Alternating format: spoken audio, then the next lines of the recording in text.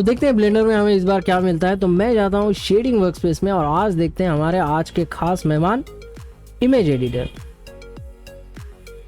तो यहाँ पे आप क्या कर सकते हो, टी बटन दबा के टूल्स को एक्सेस कर सकते हो, एन बटन दबा के इनको एक्सेस कर सकते हो, यहाँ पे न्यू बटन क्लिक करके नए इमेजेस क्रिएट कर सकते हो। फिलहाल हम नहीं करेंगे, क्यों, थोड़ी देर में पता चल जाएगा। और ओपन करके आप एक नई इमेज को नई इमेज को इंपोर्ट कर सकते हो। जैसे फॉर एग्जांपल ये क्यूट लिटिल फ्लफी डॉल है, तो ये डॉल तो आ गया। अब यहाँ पे साथ ही साथ जब कोई इमेज खोल लेते हो आप एन दबा के, यहाँ पे काफ़ी सारे टैब्स मिलते हैं हमें।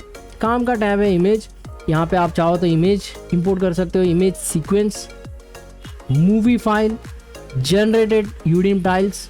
और जनरेटेड में होता क्या है कि ब्लैंक में अगर मैं जाता हूँ, यहाँ पे कलर मिलता है, अल्फ़ा को बढ़ा लेते हैं और कोई कलर ले लेते हैं।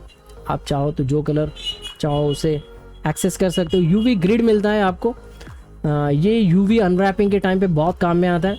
और कलर ग्रेड मिलता है, ये जनरली यूडिम को अनरैप करने में बहुत मदद करता है। फ़िलहाल मैं जाता हूँ सिंगल इमेज पे और हमारे इमेज को यहाँ पे ड्रॉप डाउन मेन्यू से सेलेक्ट कर लेता हूँ।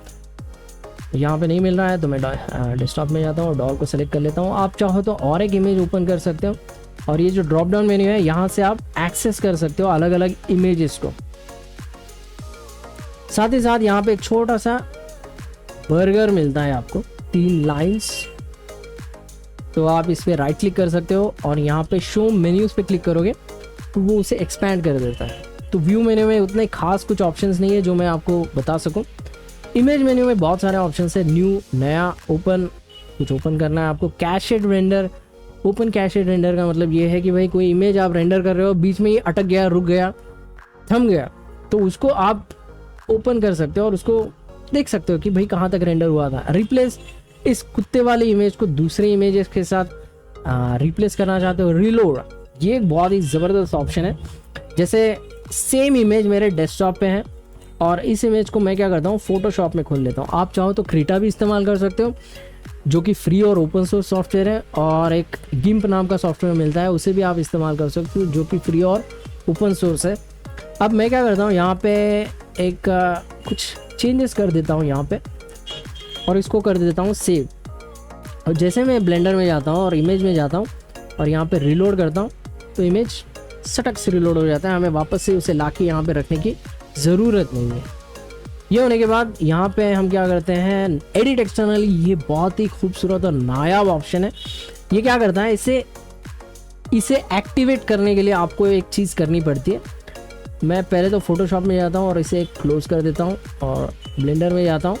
एडिट में प्रिफरेंसेस में आते हैं और यहाँ पे फाइल पाथ नाम का एक कैटेगरी मिलता है। यहाँ पे इमेज एडिटर का एक पैरामीटर मिलता है। यहाँ पे आपको क्या करना होता है, आपके क्रीटा सॉफ्टवेयर या फिर गिम्प सॉफ्टवेयर या फिर फोटोशॉप या फिर जो भी editing software, image editing software हैं, उनको उनकी EXE फाइल्स को ढूंढना होता है। उसको ढूंढना कैसा है, एक सिंपल ऑप्शन बताता हूँ। एक तो आप गूगल का इस्तेमाल कर सकते हो और जनरली वो प्रोग्राम फाइल्स में सेव हो जाते हैं। जैसे फोटोशॉप जो है वो यहाँ पे सेव्ड है और यहाँ पे ना फोटोशॉप EXE नाम से सेव्ड है। तो अगर मैं यहाँ पे इस पाथ को कॉपी कर लेता हूँ, यहाँ पे आता हूँ और यहाँ पे लाके पेस्ट कर देता हूँ और इसे ओपन करता हूँ और फोटोशॉप में नीचे की तरफ जाएंगे और सेम टू सेम ऑप्शन आपको क्रीटा के साथ भी करना है और गिम्प के साथ भी करना है।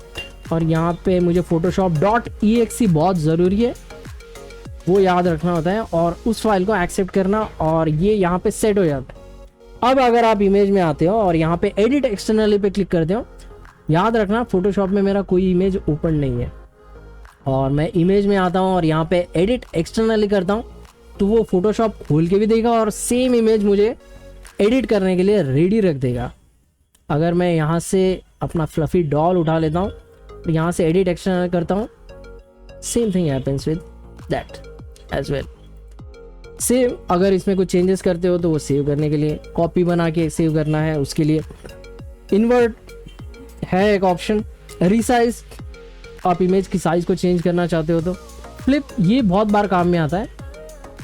अगर आपने कुछ आर्ट वर्क बना लिया है तो उसको एक अलग नज़रिए से देखने की ज़रूरत पड़ती है, क्योंकि उसमें कुछ बदलाव करने हैं या फिर उसमें कुछ खामियां हैं या फिर उसको और बेहतर करना है, तो उसको एक नए दृष्टिकोण से देखना होता है। तो कभी कभी थोड़े लोग ही मिल जाते हैं जो कि नए दृष्टिकोण से देखने को मदद करते हैं, लेकिन अगर नहीं मिलता है तो फ्लिप का इस्तेमाल करके हॉरिजॉन्टल करोगे तो एक नए पर्सपेक्टिव से आप अपने ही आर्ट वर्क को देख सकते हो, तो वो बहुत काम में आता है। और उसके बाद मिलता है हमें पैक।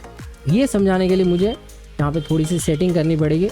जैसे मैं यहाँ पे एक इमेज टेक्सचर लेके आता हूँ और यहाँ पे सेट कर देता हूँ और इसे डाल देते हैं यहाँ पे, और हमारे इमेज को सेलेक्ट कर लेता हूँ फ्लफ़ी। फ्लफ़ी को नहीं, हम ना डॉगी को उठा लेते हैं। आजकल डॉगी स्टाइल बहुत चल रही है, डॉग इमेजेस बहुत चल रही है। तो यहाँ से मैं डॉग को उठा लेता हूँ। यहाँ पे उठाने की तो वैसे कोई ज़रूरत थी नहीं, लेकिन इमेज में जाता हूँ मैं, अभी पैक करता हूँ। पर पैक नहीं करने की वजह से प्रॉब्लम क्या आता है वो देख लेते हैं। अभी मैं क्या करता हूँ, इस फाइल को सेव कर लेता हूँ डेस्कटॉप पे एज ए अनटाइटल्ड फाइल, और डेस्कटॉप पे मेरा यही इमेज है। अब मैं इस इमेज को कट करता हूँ और कहीं दूसरी जगह पे पेस्ट कर देता हूँ, जैसे डी में न्यू फोल्डर में यहाँ पे इसको कर देते हैं डिलीट और यहाँ पे कर देता हूँ पेस्ट। तो ये लोकेशन जो है बदल चुका है। अब मैं फॉर एग्जांपल बहुत लोग आके इस पीसी पे काम करके चले गए और मैं चाहता हूँ कि वापस मेरी फाइल पे काम करूँ, तो ये गड़बड़ आ जाता है, पिंक कलर दिखाना चालू करता है। ये ब्लेंडर का हमें बताने का तरीका है कि भाई इस पे एक इमेज था, मुझे वो अभी नहीं मिल रहा है। पर अगर हम उसी जगह पे फॉर एग्जांपल हमने इस इमेज को ले लिया और यहाँ पे मैं फ्लफ़ी को उठा लेता हूँ, यहाँ पे हमारी फ्लफ़ी की खूबसूरत सी फाइल हमारी स्माइल आ गई। सेम स्माइल यहाँ पे भी है। दुनिया खूबसूरत रहे, यही हमारी गुजारिश है। यहाँ पे जैसे इमेज में जाता हूँ मैं, और इमेज में जाने के बाद इस बार मैं पैक करता हूँ और सेव करता हूँ और बंद कर देता हूँ फाइल। और डेस्कटॉप पे हमारी ये जो फ्लफ़ी है इसको उठा देता हूँ और डाल देते हैं इसके अंदर। अब मैं काम करना चाहता हूँ, बहुत दिनों बाद आया और उसी फाइल पे काम करना चाहता हूँ। तो जब मैं खोल देता हूँ तो ब्लेंडर ने उस इमेज फाइल को ब्लेंड फाइल के अंदर पैक कर दिया है, ऐसा उसका मतलब है। ये हो गया। यहाँ पे एक्सट्रैक्ट पैलेट नाम का एक ऑप्शन है। जब मैं एक्टिव टूल टैब में जाता हूँ और यहाँ पे ऑब्जेक्ट मोड से अगर मैं टेक्सचर पेंट मोड में आता हूँ, यहाँ पे कई सारे ऑप्शंस मिलते हैं। इन पे मैंने खास वीडियो बना के रखे हैं। आप मेरे YouTube चैनल पे जाइए और वहाँ पे सर्च कीजिए टेक्सचर पैलेट, तो आपको बहुत सारे वीडियोस मिल जाएंगे। और यहाँ पे कलर पैलेट पे आता हूँ, ड्रॉप डाउन मेन्यू पे आता हूँ और इस पर क्लिक करता हूँ तो ये एक डिफ़ॉल्ट कलर दे देता है, डिफ़ॉल्ट कलर पैलेट दे देता है। इसमें से अगर मैं कुछ कलर निकालना चाहता हूँ, कभी कभी टेक्सचरिंग के बहुत काम में आते हैं, तो एक्सट्रैक्ट पैलेट अगर करता हूँ मैं और यहाँ पे आके अगर क्लिक करता हूँ तो एग्जैक्टली इस इमेज से उसने उठा के नए कलर्स यहाँ पे सेट कर दिए। बहुत बार काम में आता है टेक्सचरिंग के टाइम पे। और वही अगर मैंने हमारे कुत्तू को ले लिया, कहाँ गया भाई कुत्तू, फोल्डर में होगा, और कुत्तू को ले लिया और यहाँ पे इमेज में गए और एक्सट्रैक्ट पैलेट कर लिया और यहाँ पे जाके अगर हमने सेट किया वो पैलेट, तो इस इमेज के हिसाब से उसने कलर पैलेट्स बना के रख दिए। अब यहाँ पे जनरेट ग्रीस पेंसिल है। मैं तो नहीं चाहूँगा कि आप इस चीज़ को एक्टिवेट करो, पर होता क्या है, अगर इमेज में जाता हूँ मैं जनरेट ग्रीस पेंसिल पे करता हूँ, पहले तो वो बहुत सारा टाइम लेगा और हर एक पिक्सल आपके इमेज में का एक वर्टिसेस बनाता है और आप उन वर्टिसेस को मोल्ड कर सकते हो, लेकिन बहुत ज़्यादा प्रेशर गिरता है ब्लेंडर पे अनलेस एंड अनटिल आपका मशीन बहुत ही फास्ट है। तो यहाँ पे उसने क्या कर दिया, मैं इसे कर देते हैं छोटा और इसे कर देते हैं नीचे। तो उसने क्या कर दिया, हमारी इमेज का जो है एक ग्रीस पेंसिल ऑब्जेक्ट बना दिया। इस पर सेलेक्ट करता हूँ और अगर मैं एडिट मोड में जाता हूँ और छोटा सा पोर्शन यहाँ पे सेलेक्ट कर लेता हूँ और कंपेयर फुल स्टॉप दबाता हूँ, आप समझ सकते हो कि एक एक वर्टिस का उसने एक एक पिक्सल का एक एक वर्टिस बना दिया, वर्टेक्स। तो बहुत सारे वर्टिसेस है इसमें और ये एडिट करने के काम में आता है। तो exactly out of the box किसके लिए काम में आता है मैं तो नहीं सोच पा रहा हूँ। अगर आप सोच पा रहे हो तो कमेंट्स में ज़रूर लिख के बताइए। और फिलहाल मुझे लगता है यहीं तक रखना ठीक रहेगा। और यहाँ पे कुछ ऑप्शंस मिलते हैं हमें चैनल्स देखने के, जैसे कलर चैनल है, रेड चैनल आप देखना चाहते हो तो रेड चैनल है। जैसे ये क्या बताता है एक्चुअली कि आपके इमेज में रेड की इंटेंसिटी कहाँ पे सबसे ज़्यादा है। अगर वाइट है तो वहाँ पे रेड ज़्यादा है, और अगर ब्लैक है तो वहाँ पे रेड बहुत कम है। तो जैसे इसके नाक में रेड नहीं है तो वो जायज़ सी बात है, वहाँ पे रेड ब्लैक रहेगा।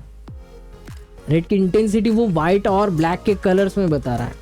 तो यही तक रखता हूँ। आशा करता हूँ कि आपको ये सेशन बहुत पसंद आ रहा है। अगर वीडियोस पसंद आए तो लाइक करें, शेयर करें, सब्सक्राइब करें, कमेंट करें, और हो सके तो मुझे गूगल पे, फ़ोन पे, पेटीएम द्वारा सपोर्ट करने की कोशिश करें। फ़ोन नंबर मैंने डिस्क्रिप्शन में दे के रखा है। आप चाहो तो मुझे पैट्रियन पेज से भी सपोर्ट कर सकते हो, जिसका लिंक मैंने डिस्क्रिप्शन में दे के रखा है।